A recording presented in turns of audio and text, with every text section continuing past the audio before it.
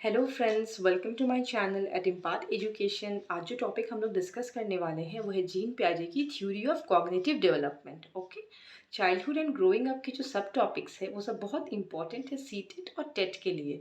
अगर आप कोई भी कॉम्पिटिटिव एग्जाम जो टीचिंग से रिलेटेड हो अगर उसके बारे में पढ़ रहे हैं, मतलब सीटेट टेट हो या फिर नेट की प्रिपरेशन हो, तो भी आप लोग ये सब थ्योरीज को अच्छे से कंसेप्चुअली क्लियर करके रखिए, क्योंकि क्वेश्चन डायरेक्ट नहीं घुमा फिरा करके आते हैं ना। कुछ थ्योरीज हैं जैसे थ्योरी ऑफ कॉग्निटिव डेवलपमेंट, जैसे थ्योरी ऑफ सोशियो कल्चर जो वाइगॉत्स्की ने दिया है, कॉलबर्ग ने मॉरल डेवलपमेंट की थ्योरी दी है। ये सब आप लोग अच्छे से क्लियर करके पढ़ लीजिएगा, है ना। तो आज हम लोग डिस्कस करेंगे जीन पियाजे की थ्योरी के बारे में, फिर दूसरी थ्योरी के बारे में हम लोग लेटर ऑन डिस्कस करेंगे, ठीक है। आज जो टॉपिक है उसको डिवाइड किया है इंट्रोडक्शन में। पहले इंट्रोडक्शन हम लोग करेंगे जीन पियाजे की थ्योरी के बारे में, उसके बाद फिर उन्होंने जो 4 डिफरेंट स्टेजेस के बारे में बताया है उसके बारे में पढ़ेंगे। कंसेप्चुअल टर्म्स भी पढ़ेंगे जो इन स्टेजेस को क्लियर करने में हेल्प करेंगे, और एक दो अपोजिशन है उसके बारे में पढ़ेंगे, ठीक है। So now let's started. This is me Sana Zareen presenting this video informative लगती है तो प्लीज़ इस चैनल को लाइक कीजिए, शेयर कीजिए, सब्सक्राइब कीजिए। और अगर कुछ फॉल्ट है या फिर कुछ आप लोग को समझ में नहीं आती है कोई बात, तो मुझे कमेंट करके प्लीज़ मुझे बताइए। ओके, ठीक है। चलिए जीन पियाजे के बारे में बात करते हैं। सबसे पहले जीन पियाजे का जन्म हुआ था अगस्त 1896 में, और उनकी डेथ हुई थी 16 सितंबर 1980 में। वो एक स्विस बायोलॉजिस्ट थे, फिलोसोफर थे और साइकोलॉजिस्ट थे, ठीक है। तो उनके जो कंसेप्ट्स हैं बायोलॉजिस्ट होने के नाते और फिलोसोफर होने के नाते, वो उनके साइकोलॉजी मतलब उनके वर्क में दिखती हैं ना। तो उसके बाद जो उन्हें चाइल्ड साइकोलॉजी के फादर भी बोला गया है, क्योंकि वो सबसे पहले मतलब ऐसे साइकोलॉजिस्ट थे जिन्होंने फील्ड ऑफ चाइल्ड साइकोलॉजी में अपना आइडिया रखा है। फिर उसके बाद उनके जो आइडियाज़ हैं वो बताते हैं कि चिल्ड्रन बच्चों के जो दिमागी जो विकास है, बच्चों का संज्ञानात्मक विकास है, वो कैसे होता है स्टेजेस में, वो हम लोगों को उनकी थ्योरी पढ़ के पता चलती है, ठीक है। तो ही कॉल्ड हिज आइडियाज और general theoretical framework as genetic epistemology. उन्होंने जो मतलब उनका जो जनरल फ्रेमवर्क है, जो उन्होंने अपनी थ्योरी पूरी बनाई है, जो रखी है अपने ये साइकोलॉजी की, उनको उनको मेनली जेनेटिक एपिस्टीमियोलॉजी के नाम से ही जाना जाता है, उनके वर्क को।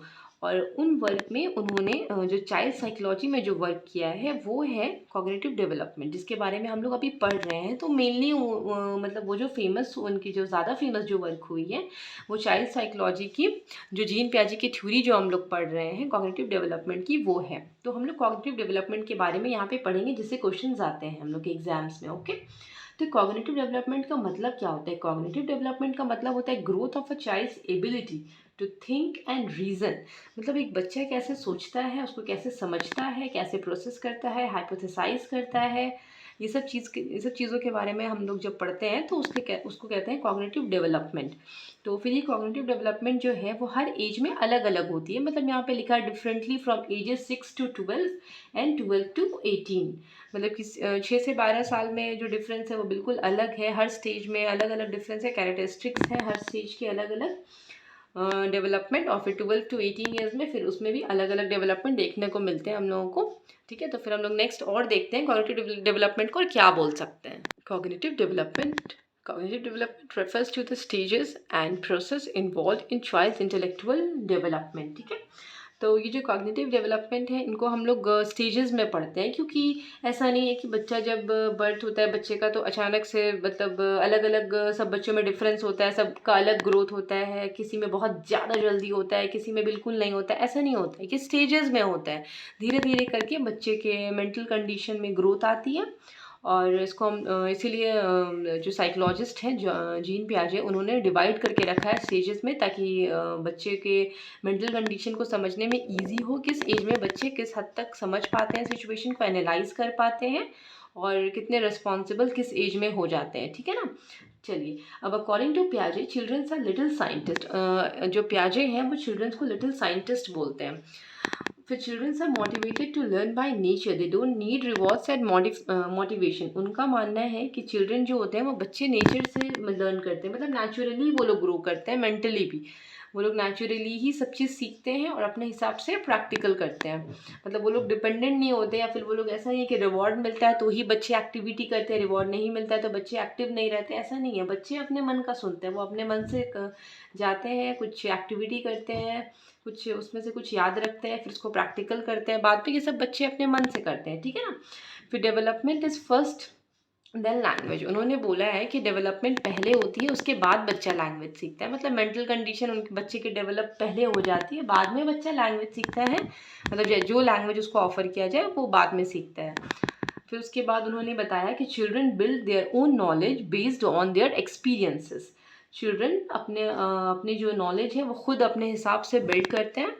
और मतलब उनका बोलना है कि जो एक्सपीरियंस जो होता है, जो उनका मतलब बच्चों के जो इन्वायरमेंट जो वो ये करते हैं, मतलब जो बच्चे अपने हिसाब से जिस चीज़ को फेस करते हैं लाइफ में, या जैसा सिचुएशन उनके सामने आती है, बच्चे उसी हिसाब से सीखते हैं।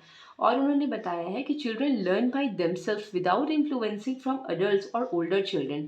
चिल्ड्रन खुद से ही सीखते हैं विदाउट इन्फ्लुएंसिंग फ्रॉम अडल्ट और ओल्डर चिल्ड्रन। मतलब कि जो बड़े हैं घर में, या फिर जो मतलब जो उनके एल्डर्स हैं, जो बड़े हैं, छोटे नहीं, जो बड़े हैं, पेरेंट्स हैं, और या फिर ओल्डर है, बड़ा भाई बहन इनमें से कोई है, तो बच्चे उनसे इन्फ्लुएंस नहीं होते हैं। हर बच्चा का अपना दिमाग होता है, अपने हिसाब से बच्चे का ग्रोथ होता है, अपने हिसाब से बच्चे सिचुएशन को समझते हैं और उसको हैंडल करते हैं, या फिर उससे सीखते हैं और फिर उसके बाद वो कुछ रिस्पॉन्स देते हैं, ठीक है।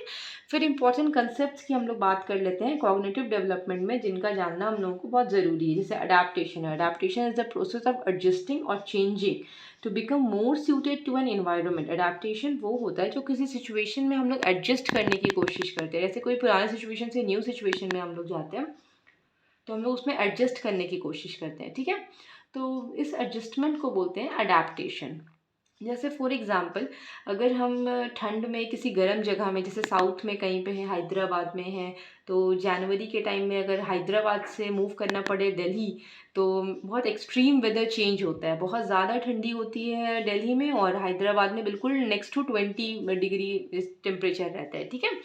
तो क्या होता है ना कि हम लोग को तुरंत कोई भी न्यू सिचुएशन में हम लोग पहुंचते हैं तो बहुत टाइम लगता है एडजस्ट करने में, 1 हफ्ता लग जाता है बॉडी को टेम्परेचर को मैनेज कर बैलेंस करने में। तो दिस इज़ कॉल्ड अडेप्टेशन, जो बॉडी धीरे धीरे करके अडेप्ट हो जाती है। फिर उसके बाद अडेप्टेशन का 2 अलग अलग टाइप्स है, असिमुलेशन और अकोमोडेशन। फिर हम लोग बात करते हैं स्कीमा के बारे में, ठीक है। स्कीमा क्या है ना कि थॉट प्रोसेस है, ठीक है। That are essentially building blocks of knowledge. ये सब क्या है ना, बेसिक नॉलेज है, ठीक है ना। जैसे बच्चा किसी चीज़ के बारे में अपने दिमाग में एक आइडिया रखता है, एक नॉलेज है, वो एक यूनिट है उसके दिमाग में उसके बारे में। जैसे एनिमल्स, जैसे किसी बच्चे के घर में पेट है, जैसे किसी बच्चे के घर में कैट है, ठीक है ना। जैसे किसी बच्चे के घर में वाइट कैट है, बच्चे के घर में वाइट कैट है, तो उसके दिमाग में एक चीज़ है, फिक्स है कि उसके क्या है, 4 लेग्स है, उसके मतलब 1 टेल है, और फिर उसकी मतलब उसके आईज हैं, एक इमेज एक उसने अपने दिमाग में बना लिया है, ठीक है ना। और उसकी मूछें हैं वाइट कैट की, तो हाँ ठीक है, ये कैट है, ये मेरी बिल्ली है, ये एनिमल है जो हम लोग के घर में रहती है, ठीक है। अब नेक्स्ट आता है असिमुलेशन। जैसे वो घर से बाहर निकलता है बच्चा, वैसे ही वो इनकाउंटर होता है एक ब्लैक कैट से, तो उसके दिमाग में इमेज आता है कि ऐसी जानवर तो मेरे घर में है जो वाइट कलर की है, जिसको हम लोग बिल्ली बोलते हैं। अब ये ब्लैक कलर की, ये सेम एनिमल है, मतलब सेम डेफिनेशन है, इसके भी 1 टेल है, 4 पूँछ है, मूँछ है। तो फिर वो सोचता है कि अगेन ये ब्लैक क्यों है, कुछ समझ में नहीं आता उसको। फिर ठीक है, वो मेक आउट करता है कि मतलब ये भी बिल्ली है, बस कलर डिफरेंट है दोनों का। वो वाइट थी जो मेरे घर पे है, और यहाँ पे ब्लैक है, दोनों बिल्ली है, ठीक है, कलर डिफरेंट होता है बिल्लियों का। तो फिर वो क्या करता है कि वाइट कैट प्लस ब्लैक, तो उसके दिमाग में इमेज होता है, चलो ठीक है, वाइट हो या ब्लैक हो कोई बात नहीं, कैट है वो, ठीक है। उसके बाद फिर क्या होता है, जैसे बच्चा मार्केट में निकलता है तो वो देखता है कि अरे भाई यहाँ भी अगेन 4 लेग है प्लस 1 टेल है, फिर उसकी मूछें हैं, अपीयरेंस भी डिफरेंस है। तो फिर बच्चा सोचता है कि ये कैसे पॉसिबल है भाई, हम तो घर में जो देखे थे वो कोई और था। मतलब फिर घर के बाहर निकले तो फिर चलो समझ में आती है, एक वाइट बिल्ली है, ब्लैक बिल्ली है, तो फिर ये अब एनिमल में क्या सेंस है भाई, ये डिफरेंट दिख रहा है बिल्कुल। तो यहाँ पे वो देखता है एक काले कुत्ते को, तो उसको समझ में नहीं आता है। तो फिर यहाँ पे एक नया इन्फॉर्मेशन उसके दिमाग में डाला जाता है। उसके पेरेंट्स उसको बताते हैं कि भाई ये जो तुम देख रहे हो ये बिल्ली नहीं है, मतलब सारी जानवर बिल्ली ही नहीं होते हैं। 4 पैर एक जिसके पूँछ हो और मूँछ हो, ऐसा नहीं है कि वो बिल्ली, अलग अलग अपीयरेंस के हिसाब से बहुत सारे जानवर होते हैं। तो ये एक ब्लैक डॉग है ना। तो एक नई इन्फॉर्मेशन उसके दिमाग में आती है कि हाँ, पहले जो समझ रहा था वो ब्लैक थी कैट, फिर वाइट कैट के बारे में उससे इन्फॉर्मेशन मिक्स किया, चलो ठीक है वो कैट थी, फिर अब नए एनिमल के बारे में एक इन्फॉर्मेशन आया, तो अब उसने अपनी पुरानी इन्फॉर्मेशन को चेंज कर दिया, मॉडिफाई कर दिया कि ये एनिमल्स का अगर अपीयरेंस चेंज हो तो मतलब अलग अलग भी एनिमल्स हो सकते हैं, बहुत सारे एनिमल्स हो सकते हैं। दिस इज़ कॉल्ड अकोमोडेशन, है ना। जब पुराने जो हमारी नॉलेज है उसमें नई नॉलेज को फिट कर देते हैं विथ इक्वल बैलेंस, मतलब ऐसा नहीं है कि कोई तरह का चेंज हुआ हमारी पुरानी स्कीमा में, है ना। तो उस इंफॉर्मेशन को बोलते हैं असिमुलेशन, जिसको कोई ज़रूरत नहीं होती है पुराने इंफॉर्मेशन को चेंज करने की, बस पुराने इंफॉर्मेशन प्लस न्यू इंफॉर्मेशन, तो ये एक मतलब फिक्स हो गई ये इंफॉर्मेशन, असिमुलेशन, ठीक है। उसके बाद अकोमोडेशन में क्या होता है कि जो स्कीमा है उसको चेंज करना पड़ता है ताकि नई इन्फॉर्मेशन को दिमाग में वापस से फिट किया जाए, ठीक है। तो ये जो चेंज होता है ना, उसके बाद जो नई इन्फॉर्मेशन आती है पुराने स्कीमा में चेंज करने के बाद जो नई इन्फॉर्मेशन जो आती है दिमाग के पास, इस इन्फॉर्मेशन को बोलते हैं अकोमोडेशन, ठीक है ना। इस प्रोसेस को बोलते थे हम लोग अकोमोडेशन। फिर एक और टर्म है इक्विलिब्रियम। इक्विलिब्रियम में क्या होता है भाई, happens when you are able to use a simulation to fit in most of the new information you learn. मतलब कि हम लोग जो पुराने इंफॉर्मेशन के साथ जो नई इंफॉर्मेशन को मिक्स करते हैं without changing the old information, then this is called as equilibrium. इस प्रोसेस को जो बैलेंस जो होता है इसको कहते हैं इक्विलिब्रियम, ठीक है। So you are not constantly adding new schemas, मतलब हम लोग कॉन्स्टेंटली न्यू स्कीमा को ऐड इतनी आसानी से नहीं कर पाते हैं, ठीक है। उसके बाद फिर हम लोग बात करेंगे, ये एक यहाँ पे चार्ट है, ठीक है, इसको आप लोग बहुत क्लियरली समझने की कोशिश। तो यहाँ पे हम लोगों को दिख रहा है असिमुलेशन, ठीक है। तो असिमुलेशन वो है जो नया इन्फॉर्मेशन हम लोगों के दिमाग में आया है। तो ये जो नया इन्फॉर्मेशन हम लोगों के दिमाग में आया है, इसको पुराने इन्फॉर्मेशन को चेंज करने की कोई ज़रूरत नहीं है। तो ये दिमाग के साथ इक्विलिब्रियम में है, पुराने जो स्कीमा है उसके साथ इक्विलिब्रियम में है, ठीक है। फिर क्या होता है कि एक नई सिचुएशन आती है तो दिमाग को डिसइक्विलिब्रियम फील होता है, मतलब जो पुरानी स्कीमा है वो थोड़ी डिसबैलेंस होती है। उसके बाद फिर जो प्रोसेस आता है उसको कहते हैं अकोमोडेशन, है ना। ये प्रोसेस जो नया इंफॉर्मेशन जो चेंज करके पुराने स्कीमा को आई है, तो इस प्रोसेस को बोलते हैं अकोमोडेशन, ठीक है। बात समझ में आ गई आप लोगों को। अगेन क्या है फिर सिमुलेशन, वही पुरानी इंफॉर्मेशन जो बॉडी में जो दिमाग में विदाउट चेंजिंग द स्कीमा जो इन्फॉर्मेशन आई है वो असिमुलेशन है। इससे इक्विलिब्रियम में रहता है हम लोगों का दिमाग। और उसके बाद फिर जो नई सिचुएशन फिर इंटरफेरेंस करनी पड़ती है उससे डिसइक्विलिब्रियम होता है। अगेन फिर जो इन्फॉर्मेशन आके सेट होती है दिमाग में, जो प्रोसेस हो जाती है उसको बोलते हैं अकोमोडेशन, ठीक है ना। तो ये प्रोसेस हम लोग के दिमाग में चलती रहती है। पुरानी जो इन्फॉर्मेशन है वो असिमुलेशन होती है, इक्विलिब्रियम मेंटेन करती है, न्यू सिचुएशन अगेन डिसइक्विलिब्रियम होती है, फिर अकोमोडेट कर जाती है हमारे दिमाग में, ओके। फिर वो जो एग्जाम्पल मैंने ऊपर में समझाया है उसको मैंने डिटेल में नीचे लिखा है। इस एग्जाम्पल को आप ज़रूर से याद रखिएगा, तो ये पूरा जो टर्म्स है ना उसको समझने में आपको ईजी होगा, ओके। प्याजे के 4 different stages of cognitive development के बारे में 4 स्टेजेस हम लोग पढ़ते हैं, ठीक है ना। तो इनके 4 जो स्टेजेस हैं, तो पहला स्टेज है सेंसरी मोटर, जिसमें से उन्होंने एज डिवाइड किया है बर्थ टू एज 2, फिर है प्री ऑपरेशनल 2 to 7 ईयर्स, फिर कॉन्क्रीट ऑपरेशनल 7 to 11 ईयर्स, फिर है फॉर्मल ऑपरेशन 11 ईयर्स के, फिर आगे जितना भी आप देख सकते हैं। फिर उसके बाद है each stage is represented by various characteristics representative of that stage, okay. तो हर जो स्टेज है उस स्टेज को रिप्रेजेंट करती हैं उसकी वेरियस कैरेक्टरिस्टिक्स, मतलब उसकी कुछ खासियत, मतलब हर स्टेज को दूसरे स्टेज से डिफरेंस बनाती हैं उनकी जो हर स्टेज की खासियत है, ठीक है ना। फिर हम लोग पढ़ते हैं children passes through these stages in the same order. मतलब चिल्ड्रन जो होते हैं, एक बच्चा, मतलब ऐसा नहीं है कि एक बच्चा सीधा जो 0 to 2 ईयर्स का जो कैरेक्टरिस्टिक्स है उससे सीधा 7 ईयर्स के कैरेक्टरिस्टिक्स में पहुंच जाए, ऐसा नहीं होता है। हर बच्चा इस स्टेज को क्रॉस करता है। ये पॉसिबल है कि कोई पहले करता है कोई बाद में करता है, तो अगर एग्ज़ाम में क्वेश्चंस जैसे आते हैं तो हो सकता है कि वहाँ पे लिखा हो 3 टू 7 इयर्स के जो स्टेज है जो पियाजे ने दी है उस स्टेज का क्या नाम है, ये सब क्वेश्चन आ सकता है। या फिर 8 टू 9 इयर्स का जो स्टेज है उसमें क्या क्या कैरेक्टरिस्टिक्स है उसके और स्टेज को क्या कहते हैं। तो ये सब कंसेप्चुअल क्वेश्चन आ सकते हैं, तो क्वेश्चन जैसा आएगा उस हिसाब से आपको आंसर करना है। ओके, तो वही है कि children pass through these stages in the same order. ऐसा नहीं है कि कोई आगे पीछे होता है, एक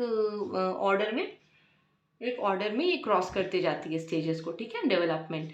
उसके बाद फिर उन्होंने बताया है कि जो each child is expected to exhibit the characteristics of every stage at some point and to ultimately reach the fourth stage. Okay, फिर हम लोग बात करते हैं सेंसरी मोटर के बारे में, ठीक है ना, जो कि पहली स्टेज है। तो सेंसरी मोटर जो है वो 0 to 2 ईयर्स के एज में के बच्चों को क्या होता है कि सेंसरी मोटर का स्टेज होता है उनके अंदर, है ना, कॉग्निटिव डेवलपमेंट के।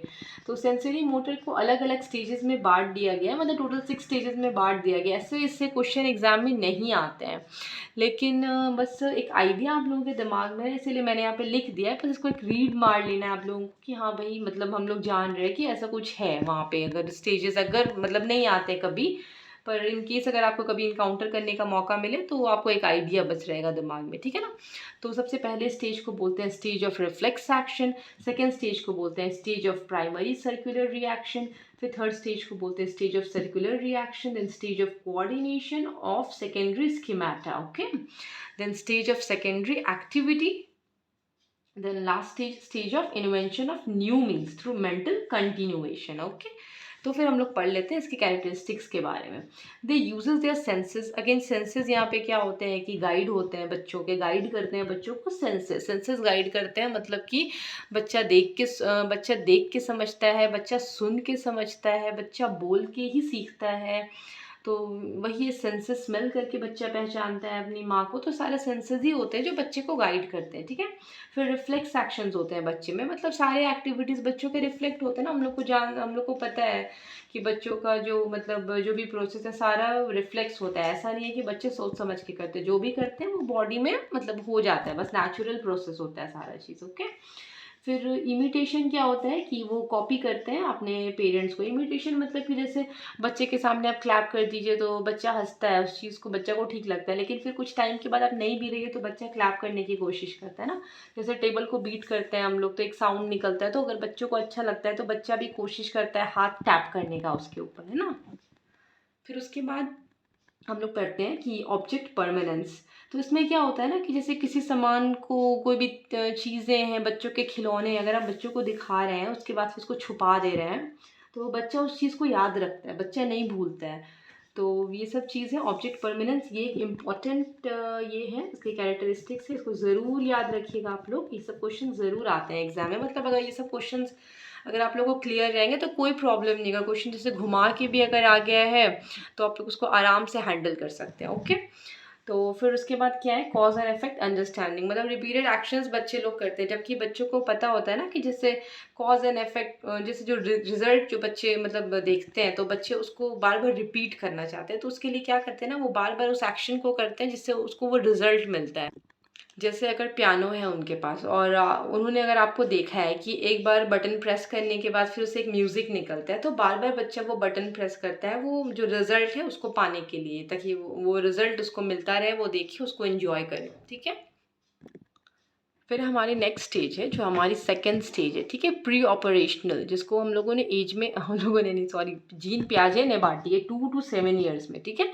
तो यहाँ पे आता है सिंबॉलिक थॉट्स। सिंबॉलिक थॉट मतलब कि बच्चे जो सिंबल्स देखते हैं उससे वो अपने दिमाग में प्रोसेस करते हैं और याद करते हैं। जैसे कि बहुत सारी चीज़ वो लोग रिमाइंड करने की कोशिश करते हैं, जैसे कि आपने देखा होगा कि अगर ब्लैक कार्डबोर्ड छोटा सा रेक्टेंगुलर शेप का अगर हो, मतलब फ़ोन से मिलता जुलता, तो बच्चे भी उसको कान में लगाते हैं, इमिटेट करते हैं कि जैसे हम भी मतलब फ़ोन पे बातें हो रही हैं, तो जैसे बड़ों को देखते हैं वो बच्चे उसी को कॉपी करते हैं। तो एक सिंबॉलिक कुछ भी थिंग्स रहता है जो रिलेटेड रहता है, जो बड़े कर रहे हैं तो बच्चे उसको भी करते हैं, बच्चे भी इमिटेट करते हैं कि जैसे वो भी वैसा काम कर रहे हैं। फिर नेक्स्ट आता है ऑल्सो नोन एज, इसको बोलते हैं प्री गैंग एज, है ना। प्री ऑपरेशनल प्री स्टेज को प्री गैंग एज भी बोलते हैं या टॉय एज भी बोलते हैं, ठीक है। फिर आता है एनिमिज्म। एनिमिज्म में क्या है कि attribution of life and consciousness to certain inanimate things. मतलब बच्चे जो होते हैं वो टॉय में भी बच्चे सोचते हैं कि जान है, मतलब मुझे अगर रोना आ रहा है तो बच्चे को भी, तो टॉय को भी रोना आ रहा है, या फिर मुझे अगर नहाने की ज़रूरत है तो बच्चे को टॉय को भी नहाने की ज़रूरत है, ओके। तो वो लोग अपने से सब चीज़ों को मतलब ये करते हैं, मतलब लाइफ सोचते हैं, सारे खिलौनों में जान है, टॉयज़ में जान है, ऐसा सोचते हैं बच्चे। कि अगर जैसे कि कैसे बोला जाए, बच्चों को आप लोग, हम लोग होता है ना कि चोट लगती है तो बहुत बार हम लोग ऐसा बोलते हैं कि ठीक है, तो ये दरवाजे से चोट लगी है तो इसको हम लोग मारने की कोशिश करते हैं कि देखो हम मार रहे, तो बच्चा सोचता है कि मार पड़ रही है, इसका मतलब है कि दरवाजे को भी दर्द हो रहा है, उसमें जान है, ठीक है ना। उसके बाद फिर आता है सेंट्रेशन। तो सेंट्रेशन में क्या होता है कि बच्चे दो टाइम पे एक चीज़ पे फोकस नहीं कर पाते हैं, उसको बोलते हैं सेंट्रेशन, जो इस स्टेज में, प्री ऑपरेशनल की स्टेज में बच्चों के अंदर देखी जाती है। उसके बाद फिर ईगोसेंट्रिज्म है। ईगोसेंट्रिज्म में क्या कि वो अटेंशन सीकर है, बच्चों को चाहिए कि जो भी बड़े हैं या पेरेंट्स हैं तो वो उस पर ध्यान दे। वो बड़ा भाई बहन को कोई अगर पेरेंट्स गोदी लिया हुआ है तो बच्चों को रहता है कि नहीं मुझे गोदी ले, उससे हटा दे गोद से, या फिर कुछ सामान मिल रहा है तो मुझे मिले। फिर उसके बाद इरिवर्सिबिलिटी देखी जाती है बच्चों में। Children finds it difficult to calculate what अगर 2+8 बच्चे जान रहे हैं कि 10 हो रहा है, तो बच्चों से अगर पूछा जाए कि 10+2 क्या हो सकता है तो बच्चे कभी नहीं बता पाएंगे। उनके दिमाग की मतलब ये कॉग्निटिव पावर नहीं डेवलप हुई होती है इतनी 2 to 7 ईयर्स के प्री ऑपरेशनल स्टेज में।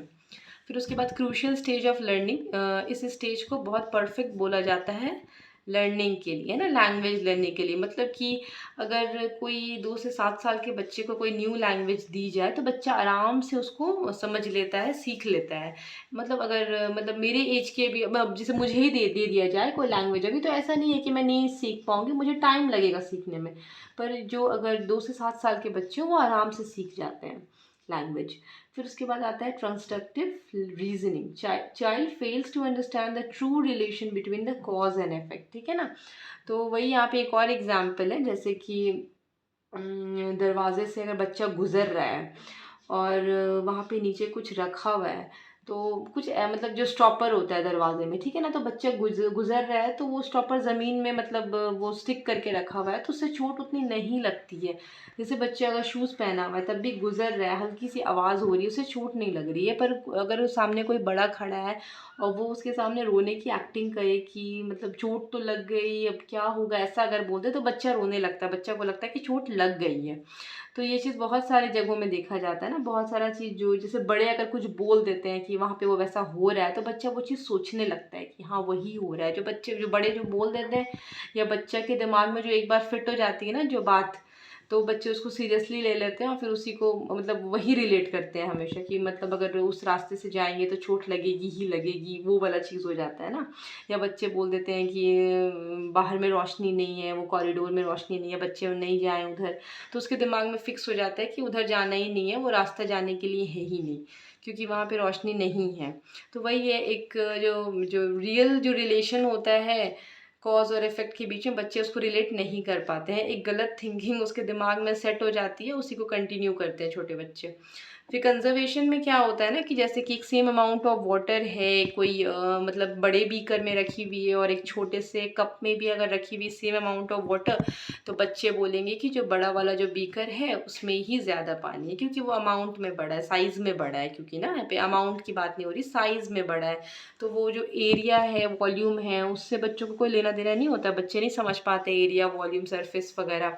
तो बच्चे सिर्फ देखते हैं बड़ा, तो बड़ा एरिया देख रहे तो उन लोगों को लग रहा है कि ज़्यादा पानी है उसमें ना, तो इसको हमेशा बोलेंगे कि ये चाहिए।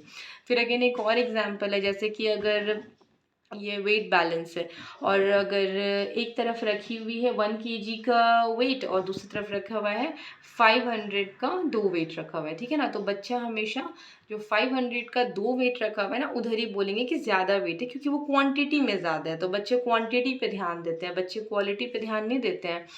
अगेन यहाँ पे बच्चों को वेट, क्वांटिटी ये सब नहीं समझ में आता है, तो यही है। फिर ये that's it for pre operational. अब हम लोग बात कर लेते हैं थर्ड स्टेज के बारे में। तो हमारा थर्ड स्टेज जो है वो है concrete operational 7 to 11 years, okay. फिर यहाँ पे क्या होता है ना कि इस एज के बच्चों को हम लोग कहते हैं कि वो लोग स्कूल एज है, मतलब इस स्टेज को हम लोग बोल सकते हैं स्कूल एज या गैंग एज, है ना। फिर उसके बाद यहाँ पे क्या होता है, लॉजिकल थिंकिंग आ जाती है बच्चों के अंदर। Logical thinking but concrete operations कर पाते हैं बच्चे, है ना। अब्स्ट्रैक्ट जो ऑपरेशन होते हैं वो सब करने की अभी कॉग्निटिव डेवलपमेंट उतनी नहीं हुई होती उन लोगों के दिमाग में। फिर ईगोसेंट्रिज्म जो है वो डिक्रीज होता चला जाता है। मेंटल ऑपरेशंस है वो लोग प्रॉब्लम्स ऐसा जैसे कि एडिशन सब्सट्रैक्शन वो सब कर पाते हैं यहाँ पे इस एज में। कॉन्क्रीट ऑपरेशनल की जो स्टेज है 7 to 11 ईयर्स की, उसमें ये सब कर पाते हैं। फिर रिवर्सिबिलिटी जो होती है 2+8=10, फिर 10-8 अगर पूछा जाए तो बच्चा बता देगा इस एज में कि 2 होती है। फिर सीरिएशन मतलब कि असेंडिंग ऑर्डर डिसेंडिंग ऑर्डर वो सब बच्चों को समझ में आ जाती है इस स्टेज में 7 to 11 ईयर्स की एज में। उसके बाद फिर कंजर्वेशन में क्या होता है कि understanding that even if the appearance और presentation of things differ but still the quantity remains same. तो अपीयरेंस पे बच्चे उसके बाद नहीं जाते हैं। प्री कॉन्क्रीट ऑपरेशनल में इतनी मतलब ब्रेन में कैपेसिटी आ जाती है, डेवलपमेंट हो जाती है कि बच्चे समझ जाते हैं कि अपीयरेंस पे नहीं होता है, क्वांटिटी जो होता है वो हमेशा सेम होता है। अपीयरेंस बड़ा छोटा हो सकता है पर क्वांटिटी नहीं डिफरेंट होती है। फिर डिसेंट्रेशन पे क्या होता है, consider multiple perspectives at same time, मतलब दो अलग अलग सिचुएशन को रिलेट करके अगर एक टाइम पे समझाया जाए रिलेशन क्रिएट करके तो वो लोग समझ जाते हैं। इस टाइम पे कॉन्क्रीट ऑपरेशनल स्टेज में बच्चों की इतनी समझ हो जाती है। उसके बाद फिर क्या है, ट्रांजिटिविटी डेवलप्स। फिर इस टाइम पे क्या होता है उनके अंदर जो ट्रांजिशन है वो डेवलप हो जाती है। फिर इस स्टेज में बच्चा अंडरस्टैंड ग्रुपिंग को करने लगता है, मतलब कि अगर किसी दो चीज़ को अलग अलग ग्रुप्स में डाला जाए या मतलब उन लोगों को अलग अलग कैरेक्टरिस्टिक्स दिया जाए तो बच्चा इस चीज़ यहाँ पे समझने लगता है कि दो अलग अलग चीज़ों को हम लोग ग्रुपिंग में बांट सकते हैं। ठीक है, तो आप बात करते हैं फोर्थ स्टेज के बारे में। ठीक है, तो फोर्थ स्टेज को जीन पियाजे ने बताया है फॉर्मल ऑपरेशनल स्टेज। ठीक है, जो कि 11 ईयर्स के ऊपर के बच्चों में देखी जाती है। तो इसमें क्या क्या कैरेक्टरिस्टिक्स है कि एब्स्ट्रैक्ट थिंकिंग है ना बच्चों के अंदर जो मतलब 11 ईयर्स के जो बड़े बच्चे 11 ईयर्स से जो बड़े होते हैं बच्चे या 11 ईयर्स के जो बच्चे होते हैं उनमें देखा जाता है एब्स्ट्रैक्ट थिंकिंग, है ना, कि वो अंडरस्टैंड कर सकते हैं, उनके अंदर एबिलिटी होती है किसी भी कंसेप्ट को समझने की। और उनको फिर मतलब अगर वो फिजिकली देख भी नहीं पा रहे हैं तो भी उन कंसिडर को मतलब हाइपोथेसाइज कर सकते हैं और उसके बाद उसको प्रैक्टिकली कर सकते हैं। इतनी एबिलिटी आ जाती है बच्चों में कि कोई ज़रूरी नहीं है कि वो चीज़ ठोस ही सामने में हो, कॉन्क्रीट ही हो सामने में, ऐसा कोई ज़रूरी नहीं है। उनकी जो हाइपोथेसिस की जो थिंकिंग होती है, पावर होती है, वो बढ़ जाती है। बच्चे कॉन्सेप्ट को समझने लगते हैं, रिलेट कर सकते हैं दो अलग अलग चीज़ों को और फिर उसके बाद उसको प्रैक्टिकली भी कर सकते हैं। ठीक है, तो अगेन हाइपोथेटिकल रीजनिंग, यही दो मतलब मेन है, ये दोनों कैरेक्टरिस्टिक्स अब्स्ट्रैक्ट थिंकिंग और हाइपोथेटिकल रीजनिंग, ये सब मेन कैरेक्टरिस्टिक्स है फॉर्मल ऑपरेशनल स्टेज की, है ना। ये सब आप लोग को एकदम याद रखना है। फिर साइंटिफिक रीजनिंग में अगर हम लोग आ जाते हैं तो इस एज में अगेन बोल सकते हैं कि साइंटिफिक एक टेम्पर बच्चों में आ जाता है। इस स्टेज में क्लासेस में हर तरह के साइंस सब्जेक्ट को रिलेट कर दिया जाता है, बच्चों को इंट्रोड्यूस कर दिया जाता है, बच्चे आराम से हैंडल करते हैं, आराम से सब्जेक्ट पढ़ सकते हैं इस स्टेज में। तो साइंटिफिक रीजनिंग में क्या है कि जैसे बच्चों को पता होता है कि जंक फूड क्यों नहीं खाना चाहिए, बॉडी में क्या नुकसान पहुंच सकते हैं, है ना, या फिर ज़्यादा पानी पीने के क्या फ़ायदे हैं, तो ये सब बच्चों को पता होता है। इस स्टेज में बच्चे समझ सकते हैं आराम से। फिर उसके बाद कॉम्प्लेक्स कॉग्निटिव एबिलिटीज़ आ जाती है, मतलब कि वही जो मैथमेटिकल अलजेब्रिक सम्स है, सॉल्यूशन है, वो सब हैंडल कर सकते हैं बच्चे। फिर कुछ प्रोग्राम करना है तो वो प्लान्स बना सकते हैं, उसके लिए ऑर्गेनाइज कर सकते हैं प्रोग्राम को।